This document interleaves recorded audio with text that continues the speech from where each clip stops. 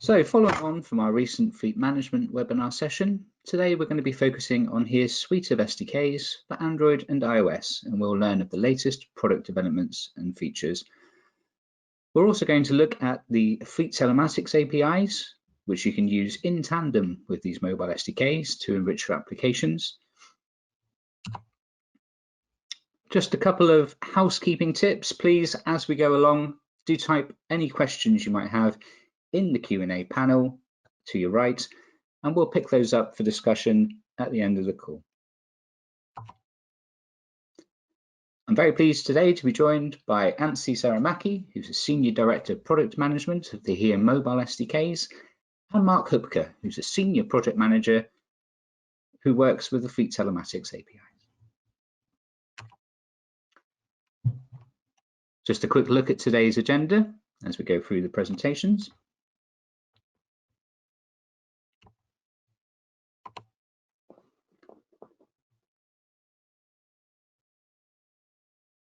So we've been working with HERE now for almost 10 years, and we definitely see them as a key vendor in the location services space.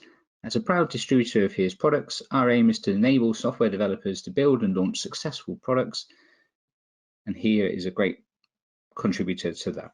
So yeah, we've been around now for almost 40 years. So I'm just going to move on now to the first presentation. So I'd like to just hand over to Anssi. We'll go into this for you. Okay, hey, thank you everybody also from my side. So I'm taking over the presentation now. Hopefully you can see it.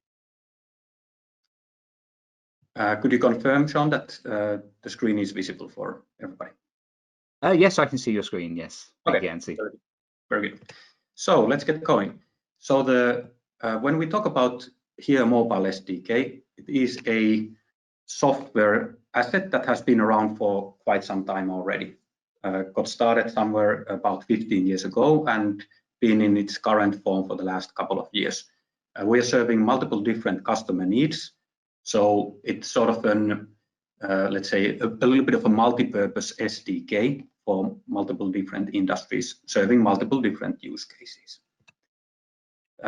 When we look at what we have available at this moment, and it might seem a little bit confusing to some of you because we have multiple versions of the SDKs available. Some are in deprecation mode, some are in a restricted mode, just coming up. And so in order for you to know which SDK to use, I want to provide you an update on these things.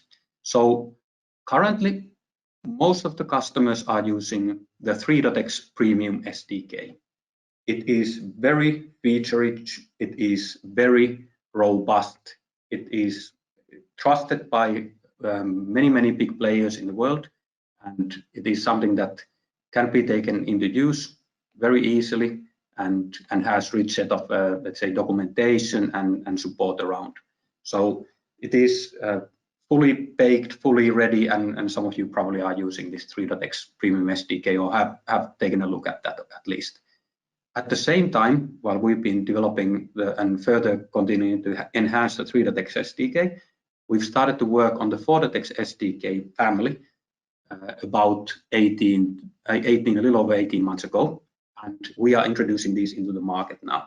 So they come in 3 different versions, and they all have a purpose. So let's start with the lowest one, which is the Lite. Currently, it's aimed at Android only, and it provides basic use cases, basic mapping functionality, and it will practically almost freeze at this moment in order to ensure that this is very small in terms of the ROM and RAM and the overall performance needs. So that's available, but it's for Android only and a little bit of a restricted use because of that. We have introduced the Phototex Explore into the market around February, which does mapping and routing and search use cases, so location mapping, mobile mapping use cases, but no turn-by-turn guidance. It also supports the cross-platform development environment, Flutter. We are having in restricted access still today, but you can get access to this restricted access on Navigate Phototex. It's becoming out of restricted access, hopefully during this in the next couple of months. What it does on top of the Phototex Explore is to add this turn-by-turn guidance functionalities. It also adds offline, and it will be adding further enhancements on some of the data sets, like extending itself towards the HD map and lane accurate guidance functionalities towards the end of next year. So this is the next iteration. So the migration path from X Premium is to this Phototex Navigate. We're still having the X Premium for another 2 years available, but when considering new projects, then you should start to consider using the Phototex Navigate, which is not on parity yet with the X Premium, but we are working towards having the same functionalities available. And as I said, it also supports Flutter. When we look at the, let's say, the key value propositions and what we have and what we hear from the market, we sort of focus on 4 different things at this moment. We want to provide routing and turn-by-turn guidance for several different modes: trucks, two-wheelers, of course, passenger cars, pedestrians, bicycles, in the future, things like buses. So all different transportation modes and navigation using those. We have one of these things what we want to fulfill, and we've been doing that in the past also, relates to offline. So consider a situation that, for example, a delivery van or a truck is driving across different countries. So it is important that there are no hiccups on the navigation. So we're supporting offline. It's possible to download offline data and fall back to that instead of an online connection when connectivity breaks. We have historically supported these fleet telematics features or any extra additions what we have in the HERE platform services to enable especially the transport and logistics use cases. And this is something what we will continue to further enhance. And lastly, especially in the case of direct consumer applications, so map customization is a topic what we want to put a lot of emphasis to, especially in the future. So we are bringing in during Q4 a brand new map customization tool that works with the Phototex SDK and allows sort of a Photoshop style map customization for the needs of the customers. So if you want to really create a branded map or different type of looking map, to really showcase the brand, then using map customization allows you to do that and much more than used to be possible in the past. So those are the things what we honor and we want to continue supporting very well in the future also. Just some few stats. So looking from the Q3, so on average we are averaging about 10 million monthly active users. These are not with the Here We Go application, which is our promotional free application available in the App Store and Google Play. That's not counted even for these numbers. So we have about 10 million monthly active users, trucks, companion applications, navigation applications, all sorts of applications out there. And we've gotten about 2,500 new registered developers during these 3 months also. So there's a healthy increase on developers. So you're not alone. So there are many others who are looking into our SDK. So this provides you and we are providing support, of course, for our developer community. So through different channels, Slack, Stack Overflow, and of course directly supporting the customers. When we looking at what we support from the, let's say, the coverage perspective, the latest addition what we are rolling out is Japan, which becomes available also during Q4. So that's another country there, and we are slowly increasing the number of navigable countries around. There was a few countries added, for example, in APAC in the last quarter. We have traffic over 50 countries, I think 37 or now 38 voice languages, and then transit instructions for those kind of use cases where public transit is needed. When we are thinking about our SDK and what actually is being built with this SDK. So we sort of like to categorize them into 4 different buckets. They are not, normally like strictly divided. There can be some of these can overlap, and some applications fulfill several of these things.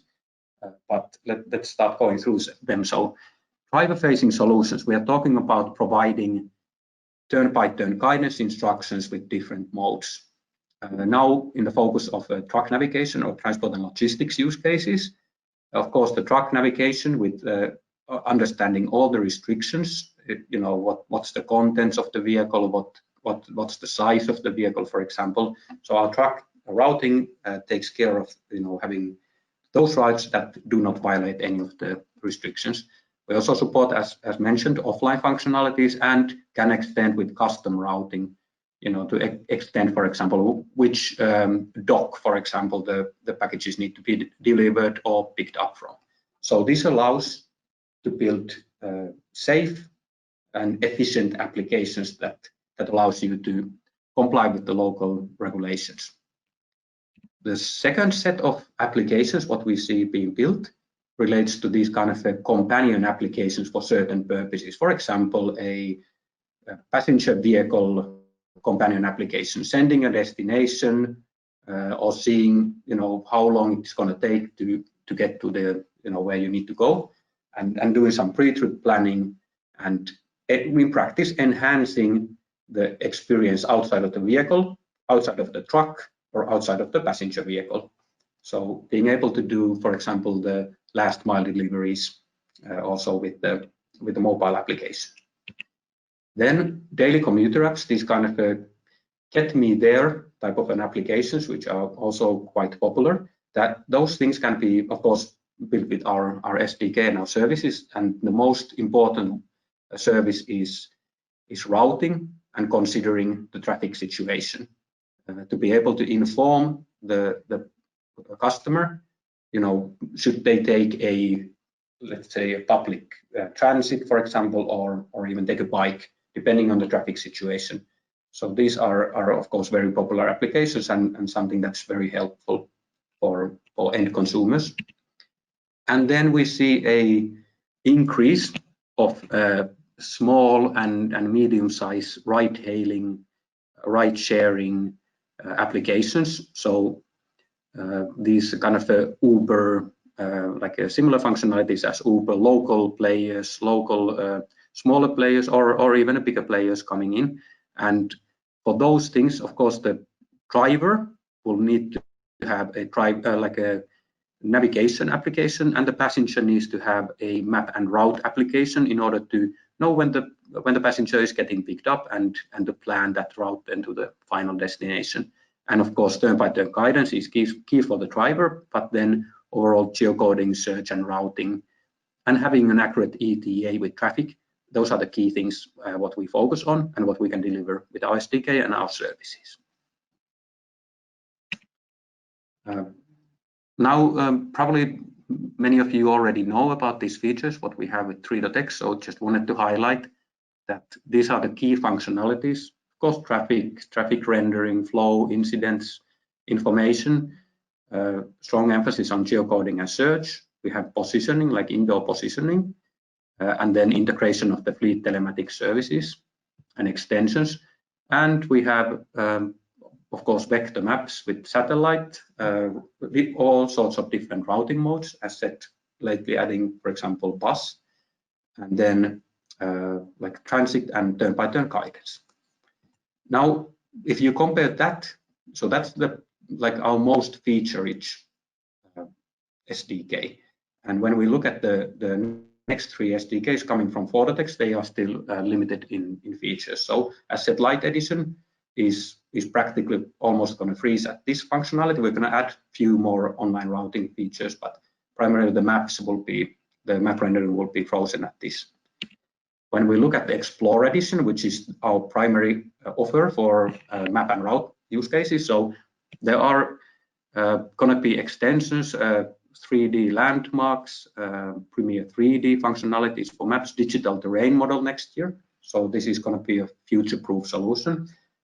We are also supporting the Flutter binding here. But in practice, if you look at the Explore and compare it with Navigate, Phototex Navigate, we keep exactly the same. So the migration from starting from Explore and then migrating to Navigate is simple because the Navigate only adds the turn-by-turn guidance functionalities. When we're looking at what we have at the moment and what we are planning to bring, so we have sort of an online-centric navigation solution at this moment available for passenger vehicles, trucks, two-wheelers, pedestrians. We've now introduced in the 4.5.0 release, which was released last week. So we've introduced already offline search and offline rendering capability, and we will be introducing routing for cars before end of Q4. And then additional modes are falling in place next year for offline use case. We are working on alerts, things related to trucks, truck restriction rendering, truck alerting, and also reintroducing the indoor routing and indoor guidance functionalities next year. So that's sort of an outlook what we are doing on Phototex.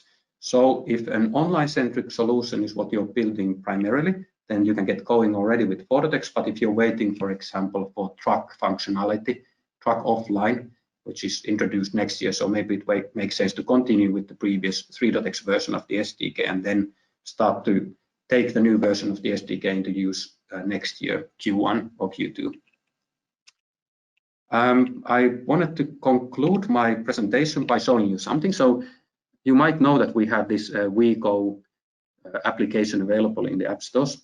So we are going to introduce a new version of WeGo next week. So we're calling it beta, but this one is built on the Phototex Navigate.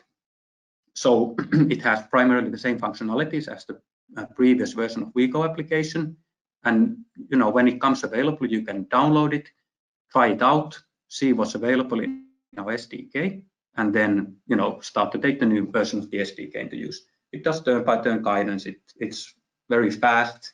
It's a little bit fresher look on the map than the previous version of SDK. And when this becomes available next week, then take a look, and yeah, you can then get a little bit more insights of what we are doing with our Phototex Navigate. I'm waiting for your questions after this presentation, but this concludes my slides. So next, I think we have Mark Hupke waiting on the line to take control of the presentation and continue with that.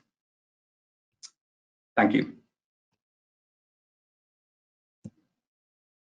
Do we have Mark on the call?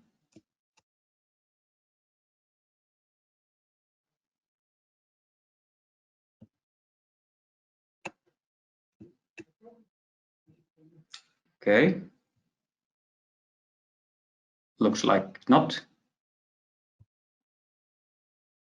Okay, so while we are trying to get Mark back on the call, then maybe I'll get going with the fleet telematics. So bear with me, I'm not the expert of fleet telematics, so maybe I'll still get started with this thing. So fleet telematics is what we consider an extension to the normal, let's say what we call mainline, let's say navigation related or mapping related services.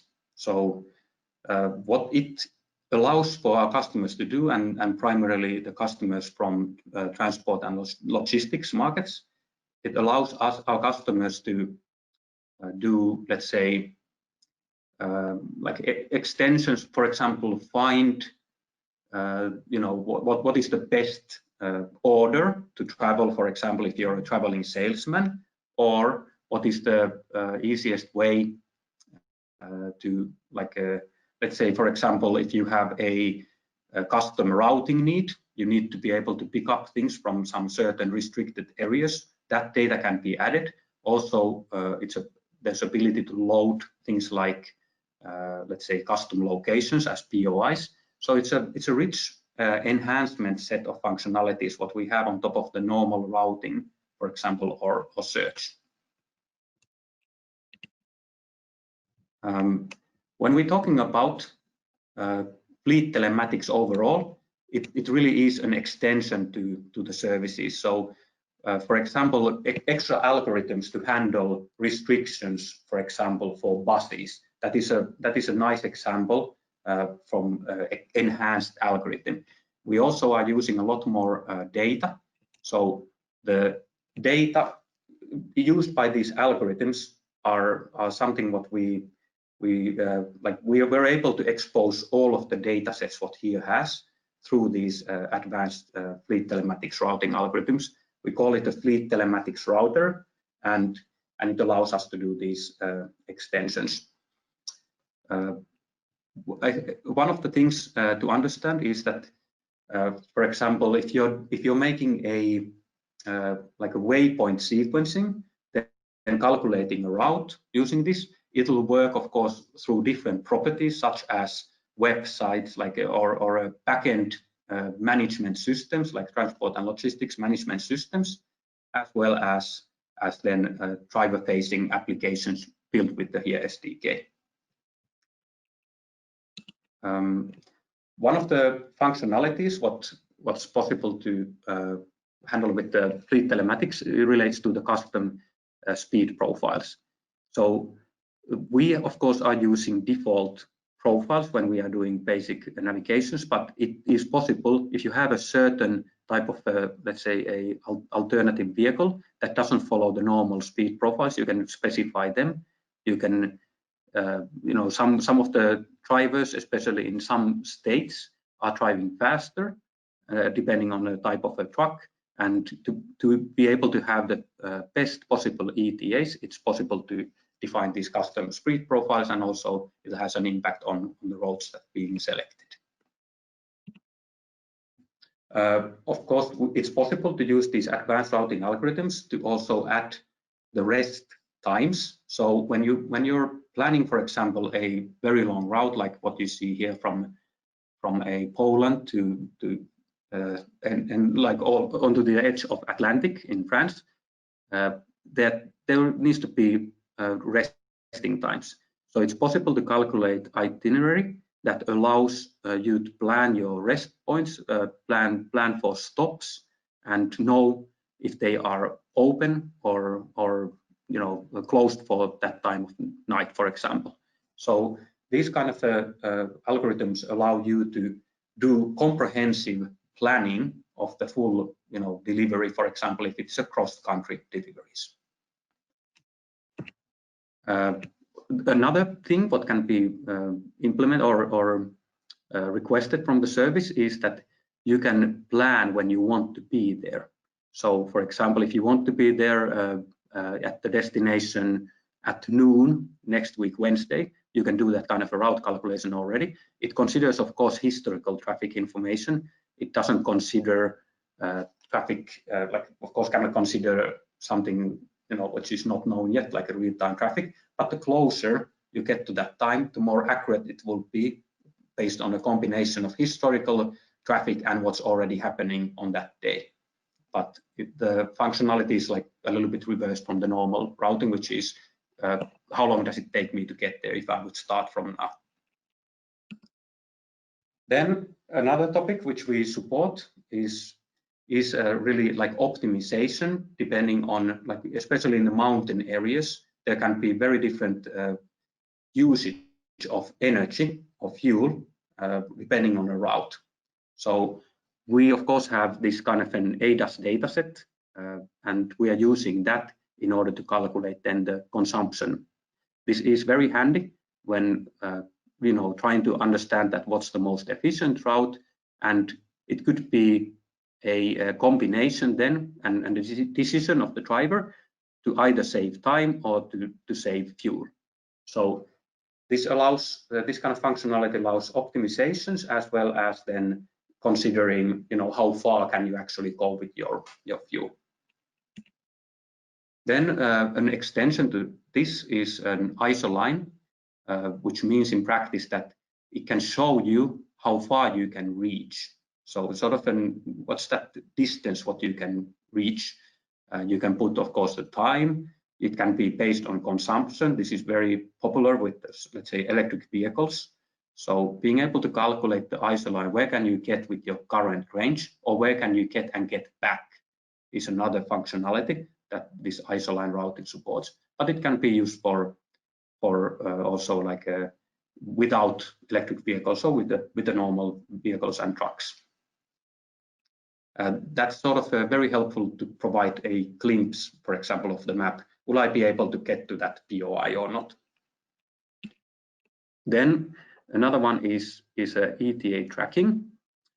So it's possible to create these kind of estimations on what actually will be the ETA, and then these coming all from calculated with our fleet telematics routing and considering this, let's say, the GPS trace. It's also similar functionalities can be used for post-trip processing, with a GPS trace to analyze what actually happened during that route. Was there some hiccups during a route? And custom locations, which I mentioned earlier on, relates to adding data, bring your own data into our services. So custom location, we call it a custom location extension. There is tooling that allows customers to bring their own POIs, for example, or charging points, or dealerships, or something that generally the customers do not want to, just inject into the HERE common database, because it might be something where the normal drivers couldn't get into. Could be gated areas, could be something like this. So custom location extension allows this kind of easy bringing on data as an online search functionality, spatial search from that database, customer's own database, and the data is kept private from anybody else's data. So it's a protected data only for that customer, and utilizing the credentials to fetch that data, the same credentials what you get from via HERE. The functionalities related to custom locations are really, it's a search functionality with different types of extensions. For example, can you reach these kind of like charging points is one thing. Of course, normal bounding box searches give me all base stations, for example, for network management, all base stations in this radius or in this kind of a bounding box, or what is along my route. And then when looking at the different capabilities, how this content can be uploaded, so there are different let's say formats, and if there is some trouble for you to handle this as a self-serve, then additionally HERE can support you in bringing this data in. You can also manage the existing data. You don't need to do a full update on that data. Advanced HERE datasets is functionality that allows you to find from anywhere in the world, any road, you can find additional attributes. Let's say you're driving on a street and you have an application that wants to consider what's going to be, for example, let's say, are there going to be mountains ahead of you, or is there going to be a stop sign or something, or finding attributes, how many lanes there are, for example. So all these advanced data sets are possible to be searched, queried on real time from our backend to allow building even richer applications. So as said, different attributes, different signs, what are associated for that road. You can do a traversal ahead of you and to find out what are the attributions related to that road, what amount of, for example, truck restrictions, what are applying for this road or the next road. So those kind of functionalities can be fetched with the HERE advanced datasets functionality. Then one quite nice functionality what we have is this kind of a toll cost calculation. So it's highly configurable. There are attributes especially related to transport and logistics. for example, the emission types and trailers, the size of the vehicle, and then ultimately you use this functionality in order to understand the different costs of different routes. There, of course, it's a combination. Cost is a combination of distance and toll costs, and a compromise can be calculated that how expensive it is based on either the fuel usage or taking a shorter route on a toll road. That allows for optimizations either upfront, like before going and driving that road, or during then the let's say the active route and active navigation session. We have, of course, various different support, like if there's a variable pricing, for example, different pricing on different days, for example. So these are all covered by this service. Then Waypoint Sequencing is another wonderful service what we have and has been integrated also to SDK. So this allows to handle sort of a traveling salesman use case. So you have a set of deliveries to be done during that, let's say, for example, a day. So you can use this functionality to calculate the right order of these waypoints, considering traffic, considering the relative distances between these locations, and this underneath is using a matrix routing service, which calculates like end-to-end routes and then provides you an optimized set of waypoints, like this is the order to take, and also can provide you the routes between those waypoints. Usually it's intended to recalculate, of course, dynamically the routes when starting those, let's say, the trips between the waypoints or drop-off locations, because the traffic situation might change. And of course, this route sequencing can be pulled again if the traffic situation changes significantly. And this allows for big optimizations so that you have the most optimal usage of your time, of the delivery times, and being able to then save fuel also. The functionalities, the advanced functionalities within these optimizations, of course, we support different types because the routing will take, of course, the normal vehicle restrictions into use, and then current limitation is 120 waypoints. There is a large-scale matrix router also available, but that's not the same as the waypoint sequencing. So if you need even more, then please talk to us. We have a solution for that also. Of course, you can set your desired, let's say, times when you want to be at certain places, so that it considers when some places are closed and some places are open, to optimize also based on this. So very handy, like automates a lot of the thinking behind the delivery, like a routine of making deliveries. So very nice functionality and something that we see as really optimizing the let's say the time and efficiency of the transport and logistics use cases. We also have a service for route matching.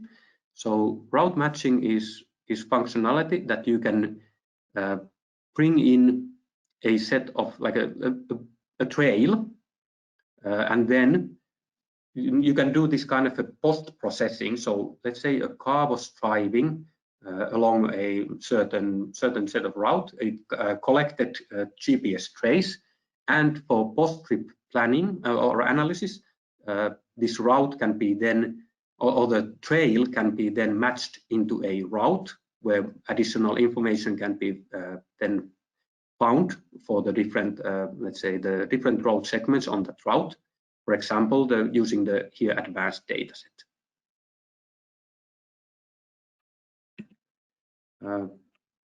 Okay, I think I covered most of these topics here. Then one of the new things what have been introduced to our services, and something what we are putting a lot of emphasis also on the new versions of SDK is custom routing. Custom routing is something which we see a lot more use, especially when considering, let's say, huge docks or let's say construction, like a big constructions or mining areas or any kind of an area that is not generally mapped. So in order to support this functionality, we are having the custom route support. It's also possible to make changes to, like, not only to bring in new road geometry, but to make changes to existing, let's say, geometry. For example, blocking something. This road is not possible for me to drive, or I don't want to drive for whatever reason, so it's possible to block that. And then this of course is almost real time. So the changes into the data and attribution is reflected within minutes. Not to the second, but very fast. It's so the way that this whole thing works is that you have ability to update and upload this custom road network, and then that there's an interface like a REST service interface where what you can use for managing this data, and then bring the data in as a data set, and then then HERE custom routing service will be picking that up. You can manage, of course, that let's say data set, not only to update it, and you can use it for the custom routing. There's also a connection between the custom location extension and custom routing. So of course, you want to probably find then the POIs in these custom routes, and then get a route with this custom route network or change route network, and that's possible with a combination of custom location extension and custom routing.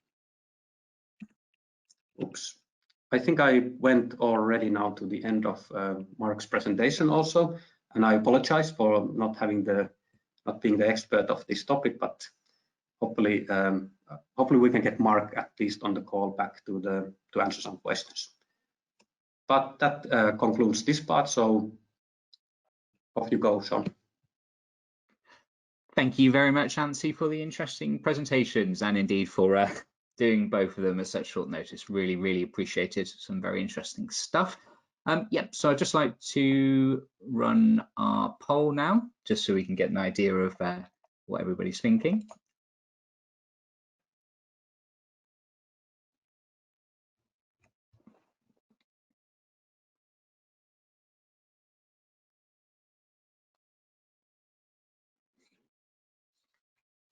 Okay, everybody's rapidly voting. Getting quite a spread of answers today.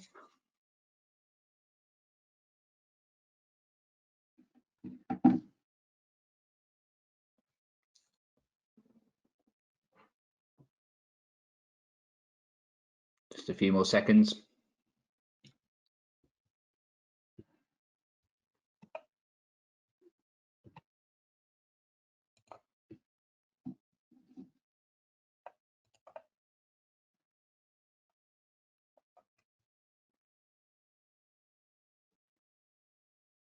Perfect. Okay, so yeah, we can see the results there. I think there's quite a spread, which is really interesting. I see a lot of people have gone for route visualization, very, very popular to just show where drivers are.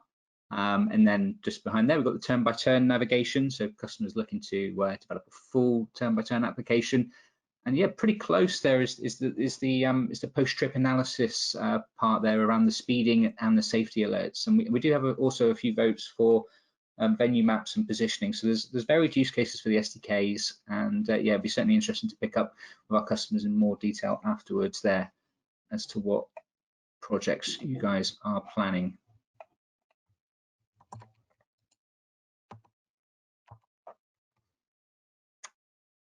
Brilliant. So we have a few questions to get through. So just going back onto the post-trip analysis part, we have a question about dynamic warnings. I believe I've understood your question correctly. If I haven't, please put something in the chat but I think you're talking about the dynamic safety warnings that the SDK can display to drivers. Ansi, do you have any more information on that? So what's the question, like what do we support, what kind of warnings? Yeah, they're just looking to get a little bit more detail there on the kind of dynamic warnings that you could see during a route. Yeah. Right, so first of all, of course, when you calculate the route and using the right parameters, you will not get a route that violates, for example, if you're driving with some hazardous material, then you would only be routed on the roads where that's allowed. So that's the most important thing, that you always have a route at hand for the driver, so that they know where to go and they don't take let's say violating routes. But then we're supporting with the different versions of SDKs, different functionalities, but of course we support things like the cameras. So I'm now mainly talking about the X Premium Sdk, which is the most feature-rich. We support like school zones, different types of cameras, of course the speed limits warner, based on the current speed limit that has been coded for the road. There's also alerting of a building, if there's a block in front of the road for traffic, so we can detect that. The functionality usually best working is to utilize a traffic aware navigation, so periodically pulling routes which then check constantly what's ahead of you in order to not to drive to a difficult situation. But yeah, those are the types of warners we have, and of course some truck size related warners, like for example approaching a low bridge. Fantastic. Yeah, nobody wants to rip off the top of their truck. No, that's very, very good answer. Yeah, I hope that has answered the question. If you've got anything else you want us to explain in more detail on that, we'll pick up after the call. So going straight into another question, do the SDKs allow for an export of a GPS trace in a production environment? So I know we have functionality on the X SDK for like GPS, like importing a GPS trace, but exporting, I have to check it out. Might be able to do that still during the call, or I'll follow up that question. My understanding is that, so of course when you're building an application, the GPS like a trail, the application can also record that easily and create that kind of a trail out of that. But is there a function in SDK to like a store constantly into a file? I need to check that, what level of detail there is. Fantastic. So I think, yeah. Cool. Perhaps we could hear some more on that then. It's fantastic. I hope it answers the question. Another question here: how do you assure, how do you prevent GPS deviation in the ETA tracking that you mentioned? Okay, so ETA, of course, is a combination of, like, it's a dynamic changing functionality. We get the ETA from the online routing.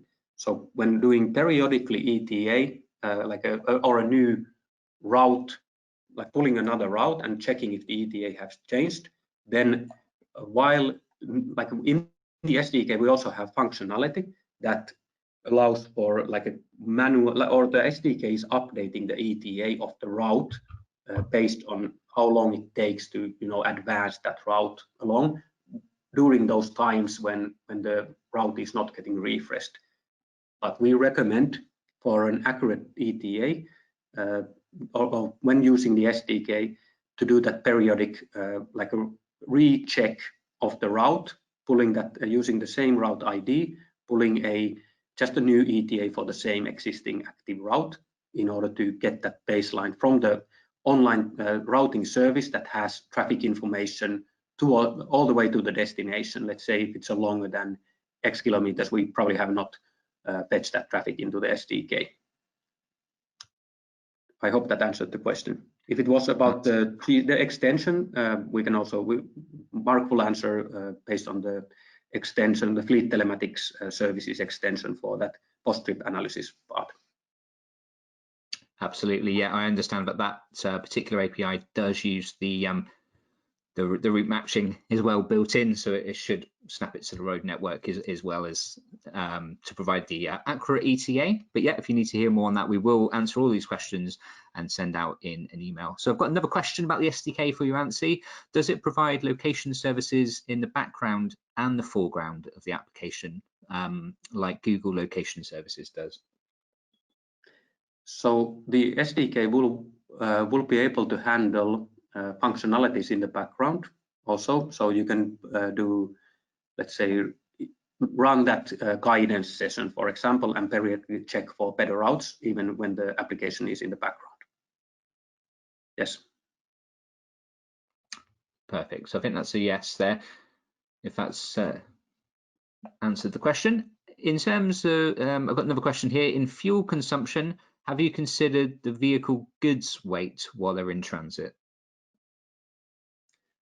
I have to revert to Mark on that. My understanding is that when you're inputting that, let's say the size information, it's possible to input like just add that goods information.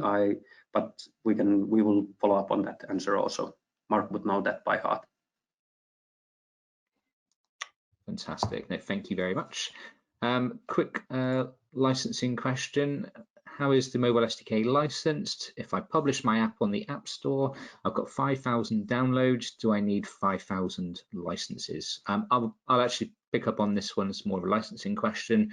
So if you have an SDK license, you're only paying for the active users. So these are the users that have not just downloaded the application, they've actually got to be loading it and calling the HERE APIs. So in the case of the licensing, if you only have 1,000 of those users actually actively using it, you will just pay for 1,000 users in that given month. So you don't need to pay for people who are just downloading the app and not actually using it. So hopefully that's covered the licensing part. So we've got another question here about the APIs. Is the route prediction capabilities provided in an API? So we have in the X Premium Sdk something called Electronic Horizon, which is sort of it predicts your most probable path, meaning that you can do a look ahead functionality based on this. That's one element of predictions, but the SDK itself doesn't do, let's say, predicting destination based on machine learning. HERE is introducing a new service for such use case, like a prediction engine, which will be then able to like putting destinations there. It will check the time of day and cluster them and do predictions where you're likely gonna go in the next let's say if you jump on a car on like Tuesday morning, then you're either going to go to the kindergarten or you're going to go to the office. Then predicting this is possible with that service, which we are going to introduce next year. And historically, we have had this kind of a commute functionality, and we are considering to bring it into the SDK, like the machine learning engine, what we have next year, in order to satisfy then these kind of prediction, like destination prediction and route prediction, like familiarities of the routes, and then the what is the likely route to take, what is that driver likely going to drive. So that kind of a prediction engine we are planning to introduce towards the end of next year into the SDK, and during next year, like a live service is planned to be introduced. I'm not fully aware of the timeline, but that's something what is being worked. Wow, that all sounds very exciting. Yep, we're certainly seeing machine learning entering every aspect of our lives. So hopefully that has answered that question. I can see another question is it's just dropped in. Can you please explain some info regarding the administrative web tool? Right. So this relates to the custom location extensions and I think also for custom like a route extension. So the tooling, what we have is is intended for managing the data. The data needs to be like pulled in as a file usually, and then you can manage that data, like what data has been loaded, what custom locations have been loaded. So you can use that tooling in order to edit the data. So that's what the tooling is used for. We can provide some, perhaps as a follow-up to this question, provide a screenshot of that. I don't have it handy. Fantastic. Yeah, so we can send some demonstration on that one, and then you can start using it in your own application development. Fantastic. There's a few more questions, Nancy, for you. Do you have the date when the Flutter Navigate version 4 is looking to be available? Yes, so it is available already now for evaluation purpose, and if you need to go commercial in the next weeks or months, if you want to do that, then it's also possible. What we don't have, unfortunately, is self-serve. So what we are doing, like a little bit of a context, so we are moving the Navigate SDK to be available in what we call like through the HERE platform, and we are working through the tooling in order to support the freemium and self-service registration. So as of now, you need to contact Grey Matter to get access to that SDK. So they'll be able to provide you the download links to the SDK within evaluation contract, and then when you plan to proceed to commercial, we can unlock that also for you. But it's not. It is something what we need to support you with, because the self-serve capability is still being developed for the HERE platform. Fantastic. Yeah, we do have some customers evaluating it, so if anybody wants to take a look at that, get in touch. Okay, one more question, I think, Nancy. What would you say is the most exciting feature coming to the SDK sort of in the next 12 months? Yeah, so okay, so this is of course depends on a industry, I would say. So I'm looking forward for introducing something called Premiere 3D next year for the Phototex SDKs. So that's planned for Q2.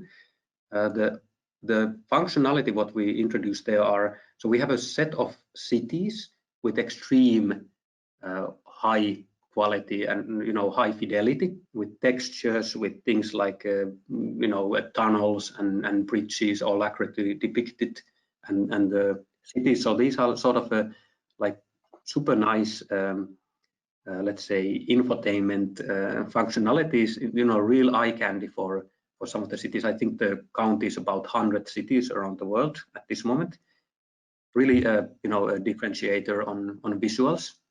Can things like setting up light sources, different accurately, for example, depicting where the sun is coming from at that point of time, and those kind of like eye candy for rendering. That's one of the things what I'm really looking forward.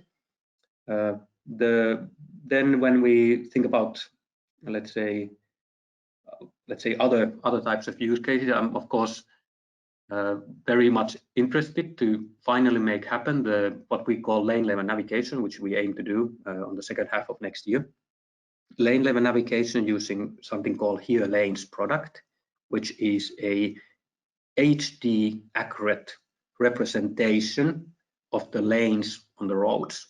So starting from restricted access roads and then major arterials in the cities and junctions in the cities, to be able to render like the road paint, to give accurate information to the drivers.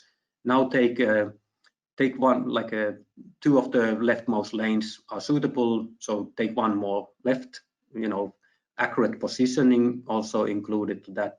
We're looking at introducing the HD GNSS support next year. So we're really looking at making a stepwise more accurate navigation experience by the end of next year, and that really is setting a stage then for the next generation navigation experiences, something that takes the the accuracy one level higher and allows for safer and more efficient navigation instructions. So consider a map. What you see the current map now. When you zoom in, you start to see lane information and more information related to your driving. What kind of lane changes, for example, with lane accurate traffic you could be doing. So that kind of excites us. We are planning for second half of next year. Those two are my choice. Fantastic. Yes, I've got sort of three things there but picked up from you. So yeah, the accurate lane level navigation down to HD, the 3D cities, that sounds spectacular. The 3D stuff is really, really popular at the moment. Everybody's looking to make that visual impact and to sort of really build up on that sort of idea of the digital twin to be able to see the world in 3D, and also the HD GNSS positioning technology. That's really, really key because everybody's looking to increase that positioning accuracy for their navigation and fleet management use cases. So that's fantastic, really interesting. Looking forward to seeing all of those. Got a few more minutes, so I think we'll take a few more of the questions that have come in. So what is the HERE SDK's fastest location fetching interval to get more accurate GPS coordinates? So if you're asking that, like we in the SDK, we support this HERE positioning that does Wi-Fi based positioning and a GPS based positioning for the first fix, to accelerate that fix and accelerate accuracy when the GPS is somehow not fully visible. For example, somewhere inside or under the bridges or something like that. So there is advancements from the HERE positioning system perspective, but then when we look at what the SDK then does for that data, so SDK itself, still needs to rely on the hardware capabilities of the system. So what we do in SDK is something called map matching. So map matching is like matching to a road, and the question is that so our current functionality supports 10 Hertz input. So if a system can provide 10 Hertz accurate input for the coming from the GPS of let's say a tablet, for example, or some kind of other embedded device, then we can still map match within that 10-second frame, like a accuracy or a frequency. But I'm not sure if the question was more related to the first fix, with this HERE positioning. We can provide that information as some information in writing afterwards for that positioning system. But as said, the map matcher itself can support 10 Hertz input. If the hardware can provide 10 times position per second. Fabulous, thank you. I hope that's answered the question there. If it's not, let's carry on this dialogue after the course. That's fantastic. A few more questions. In the Navigate edition, Anssi, what kind of data is available offline? Do you get the satellite imagery or just the vector tiles? It's the vector tiles. So satellite imagery is very big. Currently, downloading of the satellite imagery is not supported because of this reason. It's just very big. It would be possible. We have some requests in order to be able to use those offline. It is possible to cache them for 30 days, like contractually. That's the limitation. It cannot be offline for longer. Compared to the normal map data, it can be offline usable for years to come. So the satellite has a little bit like a different, let's say, licensing term towards us. What data normally gets picked up. So if you're using the map loader functionality in X Premium Sdk, and something which we are now introducing to the Phototex Navigate also, so you'll be fetching, depending on the use case, you can define layers to be fetched. There's a mandatory part of data that always needs to be fetched, and then there are additional, like optional data. For example, truck attributes is something that can be downloaded, but it's not mandatory. Same thing with two-wheeler attribution. So we've layered the data in the X SDK in a way that it's possible to select which data groups get downloaded, either to take it all, which then increases the size and data usage, or select, what can be then, let's say, fetched. There's some instructions on the developer guide how to configure these datasets for map download.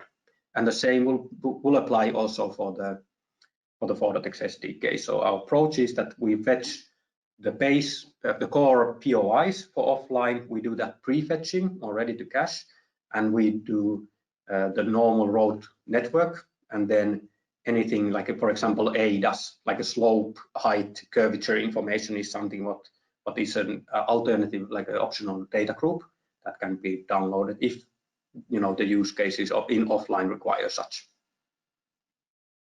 Fantastic. Yeah, certainly we can use offline to support truck navigation use cases as well as vehicle navigation. And certainly if a user had already loaded up some satellite map tiles but then lost connection, they'd then still be able to see those satellite map tiles. They wouldn't disappear. So it's very, very powerful what you've got there in terms of offline. I think that's the key message. Fantastic. We are out of time, so there are a couple more questions I can see. So we will make sure that we come back, give you the answers to those, and follow up with you. That's no problem at all. So thank you for all of your questions. Thanks everybody for spending time with us this morning. It's been a very interesting webinar and we do appreciate your time. If you'd like to carry on the conversation and speak to us about pricing and features and testing out these SDKs, please contact the HERE team at Grey Matter. Our contact details are on the screen, or if you've already got an account manager, just reach out to your account manager today. So thank you very much for attending this webinar today. We will be running some more HERE webinars in the future, so please keep in touch with us. And if you want to check our webpage, we're running developer-focused events at all times. Thanks again, everybody. Enjoy the rest of your day. Thank you. Bye now.